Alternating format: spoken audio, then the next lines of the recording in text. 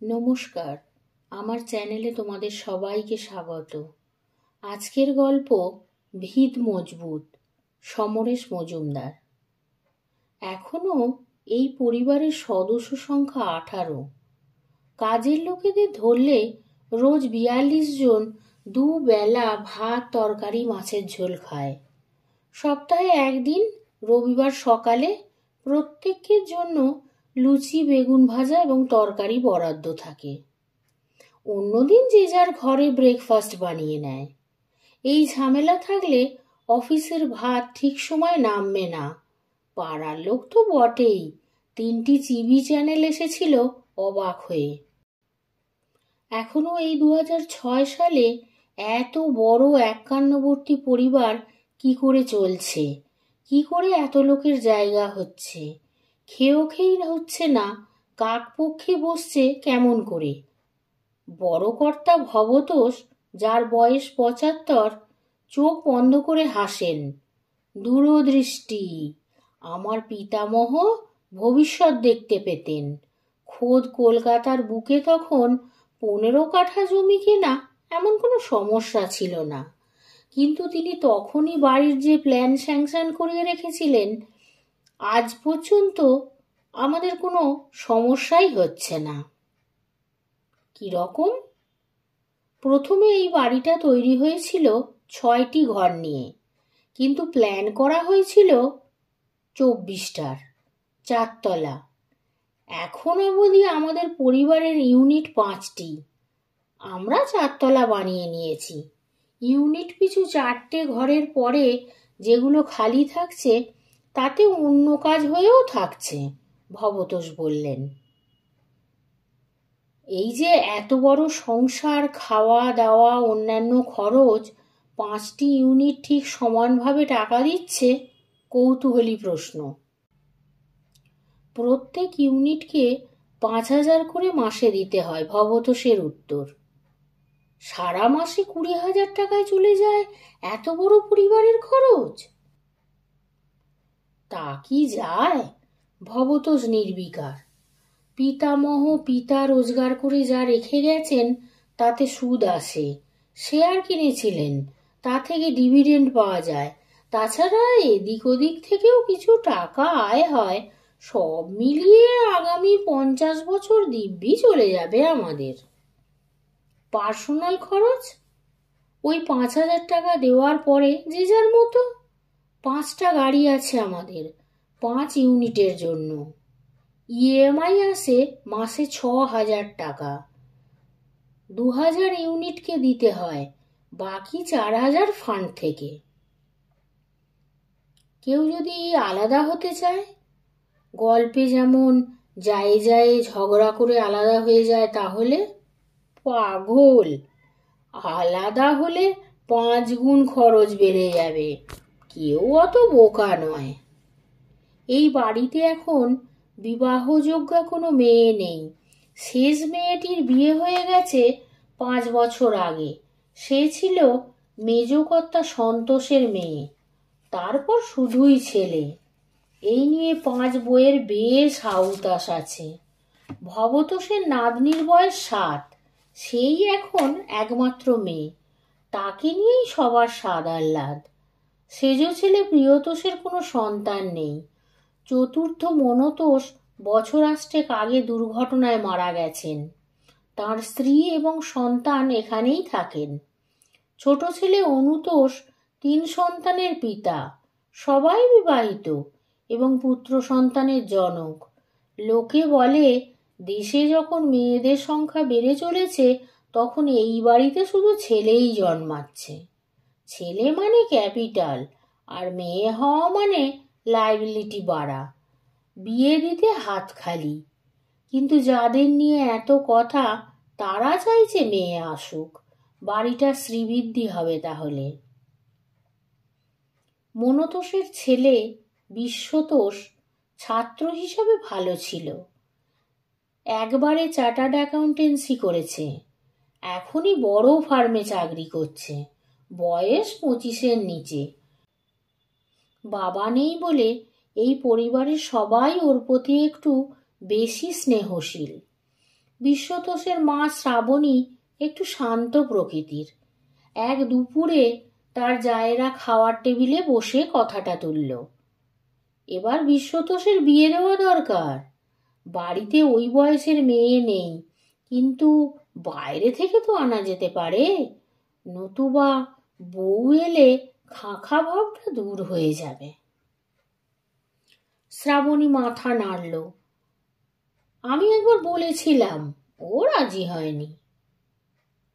কি বলে? বড় বউ জিজ্ঞাসা করল। উন্মাদ না হলে কেউ বিয়ে করে? বাহ! মেজ বউ ফুট কাটলেন। তাহলে ওর জ্যাঠা, কাকা, বাবা সব উন্মাদ? শ্রাবণী বলল, কি বলবো আমি? বড় বউ বলল, তোমাকে কিছু বলতে হবে না, যা বলার সব আমরা বলবো। সেই সন্ধে অফিস থেকে ফিরে জলখাবার খেয়ে যখন বিশ্বতোষ বিশ্রাম করছে, তখন ভবতোষের নাতনি গিয়ে তাকে খবরটা দিল। একটু অবাক হলো সে। বড় বউয়ের ঘরে গিয়ে দেখল সেখানে 3 কাকিমা এবং জেঠিমার সঙ্গে মাও বসে আছে। বড় বউ বলল, এখানে বসো। বিশ্বতোষ বসল। বড় বউ জিজ্ঞাসা করল, তোর এত বড় স্পর্ধা হয় কি করে? কেন, আমি কি করলাম? হতভম্ব বিশ্বতোষ। কি করলাম? মেজ বউ চোখ পাকালো। তুমি আমাদের পাগলের বউ বলেছ? আমি তোমাদের? কখনো না। ফের মিথ্যে কথা। বড় বউ বললেন, তুই তোর জ্যাঠা, কাকা, বাবাকে পাগল বলিসনি? একথা শুনলে ওদের মনের অবস্থা কি হবে? ওরা পাগল হলে তো আমরা পাগলের বউ ছাড়া আর কি? তোমরা কি বলছো আমার মাথায় কিচ্ছু ঢুকছে না, বেশ জোরে বলল বিশ্বতোষ। ঢুকছে না? কাকিমা বলল, তুমি বলনি উন্মাদ না হলে কেউ বিয়ে করে? কি বলনি এ কথা? বিশ্বতোষ মায়ের দিকে তাকালো। শ্রাবণীর মুখ স্থির। ও কথা আর এ কথা কি এক হলো? বিশ্বতোষ প্রতিবাদ করল। আলবাত এক। বড় বউ বলল, এত খারাপ কথা তুই বললি কি করে? তোকে এই অন্যায়ের জন্য প্রায়শ্চিত্ত করতে হবে। বেশ, কি করতে হবে বলো? বিশ্বতোষ মিনমিন করে বলল, 3 মাসের মধ্যে বিয়ে করতে হবে। বিয়ে? চোখ বড় করল বিশ্বতোষ। অসম্ভব। আমাকে 1 বছরের জন্য হায়দ্রাবাদ, ব্যাঙ্গালোর করতে হতে পারে। তাছাড়া তুমি যেখানে ইচ্ছে যাও, বউ আমাদের কাছে থাকবে। মেজ বউ রায় দিলেন। কোনো কথা শুনছি না। কি বলি? কিচ্ছু বলতে হবে না, আমরা মেয়ে দেখছি। বড় বউ বললেন, হ্যাঁ, তোর কোনো বক্তব্য থাকলে বল, কিরকম বউ চাস? আমি জানি না। বিশ্বতোষ উঠে বেরিয়ে যেতেই বউরা হেসে উঠলেন, শ্রাবণীও। খোঁজ খোঁজ বউ চাই। 4 বউ তো বটেই। শ্রাবণীর বাপের বাড়িতেও খবর পৌঁছে দেওয়া হলো। 20-21 মধ্যে সুন্দরী মার্জিত স্বভাবের পাত্রী চাই। সম্বন্ধ আসতে দেরি হলো না। এখন রোজ দুপুরে বউরা ভাবী পাত্রীদের ছবি নিয়ে বসেন, কিন্তু একটা না একটা খুঁত চোখে পড়ছেই। কারোর চোখ ছোট তো কারোর গরুর মতো বড়, কারোর মুখ একটু চৌকোনো, কারোর গলা নেই, কাঁধের ওপর মুখ বসানো। এরা সবাই দুঃসম্পর্কের আত্মীয়ের মেয়ে। তা হোক, তবু জেনে শুনে অন্ধ হতে পারবে না ওরা। মেজ বউয়ের বৌদির মাস্তুতো বোন দিল্লিতে থাকে। তার মেয়ের ছবি এলো। বেশ সুন্দরী, মোমের মতো গায়ের রং। কিন্তু বউরা পরস্পরের দিকে তাকালো। মেজ বউ জিজ্ঞাসা করলো, দিদি বলুন। কি বলবো? তোমরা সবাই যা বলবে তাই হবে। সেজ বলল, সালোয়ার কামিজ পরে আছে, সেটা কিন্তু স্পষ্ট বোঝা যাচ্ছে। মেজ বউ বলল, আমি তো দেখিনি কখনো, বড্ড ভারী বুক, না থাক। ছোট ভাই অনুতোষ পরামর্শ দিল, খবরের কাগজে বিজ্ঞাপন দাও, তাছাড়া marriage.com-এ খোঁজ করলে ভালো মেয়ে পাওয়া যেতে পারে। ছোট বউ বলল, আচ্ছা ছেলে একটা ভালো মেয়ের সঙ্গে প্রেম করতে পারলো না। দিনটা ছিল কাজের। বিজ্ঞাপনের জবাবে যেসব চিঠি এবং ছবি এসেছে তাই নিয়ে বসেছিল ওরা। হঠাৎ একটা ছবিতে 5 জনের চোখ আটকালো। আহা, কি ঢলঢলো মুখ, নাক, ঠোঁট, চুল সব সুন্দর। ছোট বউ বলল, বেটে হবে বলে মনে হচ্ছে। ছবিতে কি করে বোঝা যাবে? কোথায় থাকে? কলকাতার মধ্যে? বড় বউ একটু খুশি হয়ে জিজ্ঞাসা করল। মেজ বউ চিঠির ঠিকানা দেখে অবাক। উমা, এ যে আমাদের পাড়ার মেয়ে, বায়োডাটা পাঠিয়েছে, কোনো চিঠি লেখেনি। সে কি? বড় বউ অবাক। দেখি দেখি। সত্যিই তাই, মেয়ের নাম অঞ্জনা, ইকোনমিক্সে অনার্স নিয়ে এখন MBA পড়ছে। বাবা দিল্লিতে অ্যাডমিনিস্ট্রেটিভ সার্ভিসে আছেন। মা, দিদিমা এবং বোনকে নিয়ে সে কলকাতায় থাকে। বাবার বদলির চাকরি, টেলিফোন নাম্বার ঠিকানা দেওয়া আছে কাগজে। শেষ পর্যন্ত সিদ্ধান্ত নেওয়া হলো অঞ্জনার মায়ের সঙ্গে যোগাযোগ করা উচিত। কিন্তু ভদ্রমহিলা চিঠি না লিখে এরকম বায়োডাটাটা কেন পাঠিয়ে দিলেন তা ওরা বুঝতে পারছিল না। সঙ্গে সঙ্গে ছোট বউ ফোনের বোতাম টিপল। রিং হচ্ছে। নমস্কার, আমি অঞ্জনার মায়ের সঙ্গে কথা বলতে চাই। বলছি। ও, আমি আমরা কাগজে বিজ্ঞাপনটা দিয়েছিলাম। কিসের বিজ্ঞাপন? পাত্রী চাই কলমের বিজ্ঞাপন, যার জন্য আপনি অঞ্জনার ছবি আর বায়োডাটাটা পাঠিয়েছেন। ছোট বউ বিরক্ত হলো। বড় বউ ইশারা করলো যেন শান্ত হয়ে কথা বলে। অঞ্জনার মা বললেন, দেখুন, আমি কিছুই বুঝতে পারছি না, আমি কাউকে ওসব পাঠাইনি। পাঠাননি? তাহলে এটা কি?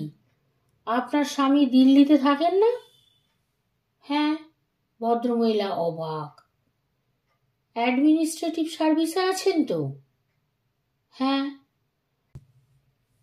কলকাতায় আপনি মা আর 2 মেয়েকে নিয়ে থাকেন, এসব তো সবার জানা, কিন্তু আমি আপনাকে কোনো কিছুই পাঠাইনি। ছোট বউ অন্যদের দিকে তাকালো। অদ্ভুত ব্যাপার, অঞ্জনার মা বলছেন উনি কিছুই পাঠাননি, তাহলে এটা এলো কি করে? বড় বউ বললেন, ব্যাপারটা খুলে বলো। ছোট বউ মাথা নাড়ল। শুনুন, আমাদের বাড়ির ছেলের জন্য পাত্রী চেয়ে বিজ্ঞাপন দিয়েছিলাম। ছেলে চার্টার্ড অ্যাকাউন্ট্যান্ট, অল্প বয়স, ভালো চাকরি করে। তার জবাবে যেসব চিঠি এসেছে তার মধ্যে আপনার মেয়ে অঞ্জনার ছবি এবং বায়োডাটাটা আছে। ওর ছবি দেখে পছন্দ হওয়াতে আমি এই ফোনটা করেছি। আমি ছেলের মেজ জেঠিমা। এতক্ষণে বুঝলাম। বিশ্বাস করুন, আমি কিছুই জানি না। আপনারা কোথায় থাকেন? আপনার বাড়ি থেকে বড় জোর 10-12 মিনিট দূরে।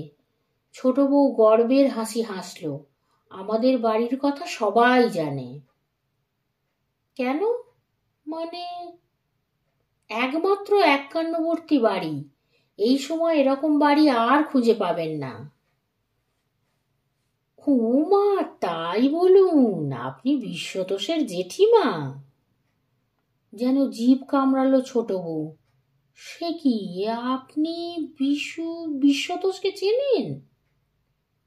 কেন চিনব না, মাঝে মাঝে আমাদের বাড়িতে আসে, গল্প করে যায়।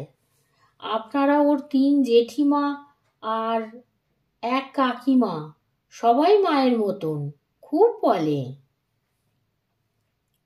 ও, কিন্তু কে পাঠালো সব? কিছু মনে করবেন না ভাই, আমি খোঁজ নিয়ে আপনাকে জানাচ্ছি। টেলিফোনের লাইন কেটে গেল। ছোট বউয়ের মুখের অবস্থা দেখে সবাই চিন্তিত হয়ে পড়েছিল। শ্রাবণী জিজ্ঞাসা করল, কি হয়েছে? ছোট বউ বলল, কি কাণ্ড, আমরা কিছুই জানি না। কি হয়েছে বলবি তো? বড় বউ ঝাঁঝিয়ে উঠল। বিশু ওদের বাড়িতে প্রায় যায়। সে কি? চারটি গলা থেকেই এই একটি শব্দ ছিটকে উঠল। শুধু যায় না, বসে গল্প করে, আমাদের কথাও বলেছে। বড় বউ বলল, আমার বিশ্বাস হচ্ছে না। যে ছেলে সাত সকালে অফিসে গিয়ে সন্ধ্যের পরে বাড়ি ফেরে, তার ওসব জায়গায় যাওয়ার সময় কোথায়? মেজ বউ বলল, তার মধ্যে সময় বের করে নেয়। ওরকম সুন্দরী মেয়ে, তুমি তো ওকে পেটে ধরেছিলে, তুমি জানো না কিছু? শ্রাবণী মাথা নাড়ল, না, বিন্দু বিসর্গ না। ছোট বলল, তাহলেই বোঝো, বিয়ে উন্মাদে করে। তলে তলে কত জল। ওই ছবি বায়োডাটাটা ওই মেয়েটাকে দিয়ে পাঠিয়েছে। ওকে জিজ্ঞাসা করতে হবে, অনুমানে সিদ্ধান্ত নেওয়া ঠিক নয়। বড় বউ মাথা নাড়ল, হয়তো একদিন গিয়েছিল, তাই রোজ বলে জ্বালাচ্ছে ওরা। মেজ বউ শ্রাবণীকে বলল, এখনই ফোন করো ওকে। সেজ বউ বলল, না না, ও এখন অফিসে, বাড়ি ফিরুক তারপর। কিন্তু তার আগেই ফোন এলো। ফোনটা ধরল ছোট বউ। হ্যালো। ওপাশে একটু চুপচাপ। ছোট বউ গলা তুলল, কে ফোন করছেন? আমি। মিষ্টি কিন্তু গলায় কাঁপুনি। কে? আমার নাম অঞ্জনা। ও মা! ফোনের মুখ চাপা দিল ছোট বউ। ওই মেয়েটাই ফোন করছে। চার বউ বিচলিত। বড় বউ বলল, আমাকে দাও তো। মেজ বউয়ের ইচ্ছা ছিল না, তবু রিসিভার এগিয়ে দিল। বড় বউ বলল, হ্যাঁ বলো, কাকে চাই? না মানে ঠিক কাউকে, কি যে বলি। যা বলতে চাও তা গুছিয়ে বলো। মা আমাকে খুব বকছেন, মা কিছুই জানেন না। তাহলে তুমিই পাঠিয়েছ? হ্যাঁ। তুমি দেখছি খুব বেহায়া মেয়ে। না না, আমি বাধ্য হয়েছি, বিশ্বাস করুন। বাধ্য হয়েছ মানে? আপনারা আপনারা ওর বিয়ের সম্বন্ধ করছেন, অথচ ও আমার কথা আপনাদের বলতে পারছে না। তাই ভাবলাম, যদি ছবি পাঠালে কাজ হয়। ওর সঙ্গে কতদিনের সম্পর্ক? ঠিক সম্পর্ক নয়, তবে আমার খুব ভালো লাগে। আমি আর কারোর কথা ভাবতে পারি না। ও জানে? জানতো না, শোনার পর আমি বলে ফেলেছি। শুনে কি বলল? বলল, সর্বনাশ, আপনাদের বাড়িতে নাকি সম্বন্ধ না করে বিয়ে হয় না। আমি কি করব ভেবে না পেয়ে চিঠি আর বায়োডাটাটা পাঠালাম। অঞ্জনা বলল, তুমি কি এখন বাড়িতে আছো? হ্যাঁ, 10 মিনিটের মধ্যে আমাদের বাড়িতে চলে এসো। মানে? ভয় পেও না, তোমাকে আমরা বকবো না। যা পড়ে আছো তাই পড়েই আসবে, সাজগোজ করার কোনো দরকার নেই। ফোন রেখে দিল বড় বউ। অঞ্জনার কথাগুলো যাদের জানিয়ে বললেন, সামনাসামনি দেখাই ভালো। শ্রাবণী বলল, ওর সঙ্গে বিশুর দিক দিয়ে কোনো কিছু হয়নি, যা হওয়ার ওর দিক থেকে হয়েছে। ছোট বউ বলল, তাহলে তো বলতে হবে এই মেয়েটা হ্যাংলামি করেছে। মা বাবা জানলো না, নিজের বিয়ের জন্য নিজেই উদ্যোগ নিয়েছে। আলোচনায় যেসব মতামত পাওয়া যাচ্ছিল তা অঞ্জনার পক্ষে যাচ্ছিল না। এই সময় কাজের মেয়ে এসে বলল, একজন মেয়ে দেখা করতে এসেছে, এখানে নিয়ে আয়। কাজের মেয়ে চলে গেল। মেজ বউ বলল, দিদি তুমি যেন বেশি উদার হয়েও না। না না, মাথা নাড়ল বড় বউ। যে এলো তার দিকে কয়েক সেকেন্ড চুপচাপ তাকিয়ে থাকলো পাঁচ বউ। পরনে জিন্সের ওপর কাজ করা টপ, চুল কাঁধের নিচে নেমেই থেমেছে, বেটে নয়, এবং মুখ খুব সুন্দর। বড় বউ বললেন, বসো। মেয়ে বসল। মেজ বউ জিজ্ঞাসা করলেন, তুমি কি বাড়িতে প্যান্ট পরেছিলে? হ্যাঁ, মাথা নাড়ল সামান্য। সে কি, বাঙালি বাড়ির মেয়ে। কি করব, আমি তো সালোয়ার কামিজ পরতাম। ও বলল এখন ওসব ব্যাকডেটেড। তাছাড়া আপনারা নাকি প্যান্ট খুব পছন্দ করেন, আমাকে তাই সবসময় প্যান্ট পরা অভ্যাস করতে হবে। হ্যাঁ? পাঁচ বউয়ের চোখ বড় হলো। সত্যি বলছো? বড় বউ ধমকালেন। ওমা, মিথ্যে বলবো কেন? মেজ বউ বললেন, তুমি যা করছো তাকে হ্যাংলামি বলে, জানো? আমি করতে চাইনি, ও আমাকে করতে বলেছে। মেজ বউ বলল, মিথ্যে কথা, তুমি তো বলেছ ওর দিক থেকে কিছু নেই, যা আছে তা তোমার দিক থেকে, তাহলে ও বলবে কেন? আমায় বলল আমি এসবের মধ্যে নেই, যদি ওরা পছন্দ করেন তবে তুমি আমাদের বাড়িতে ঢুকতে পারবে, অ্যাপ্লিকেশন পাঠিয়ে দেখো। অঞ্জনা বলল। কাকিমা বলল, আর শোনা মাত্র তুমি পাঠিয়ে দিলে কেন? তোমার সম্মান নেই? হাত তুললেন বড় বউ।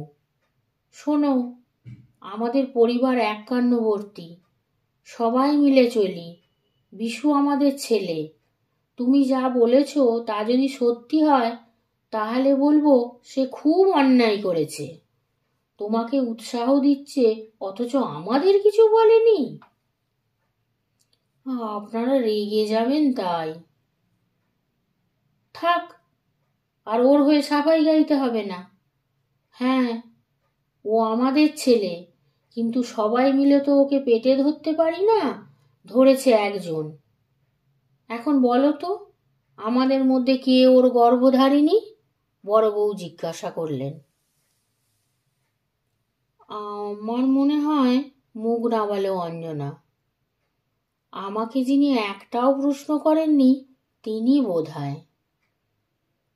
বড় বউ হেসে ফেলল। শ্রাবণী, ওকে একটু মিষ্টি দাও, ও প্রথম এলো। সঙ্গে সঙ্গে উঠে দাঁড়ালো অঞ্জনা। প্লিজ আমাকে মিষ্টি খেতে বলবেন না, আমি ওর কথায় মিষ্টি ছেড়ে দিয়েছি, আমি যাই। অঞ্জনা যেন চলে যেতে পেরে বেঁচে গেল। পাঁচ বউ হাঁ হয়ে তাকিয়েছিল।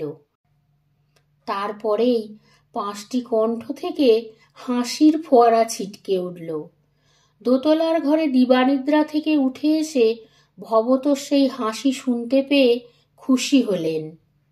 পাঁচ বউ একসঙ্গে হাসলে এই পরিবারের ভিত মজবুত হবে।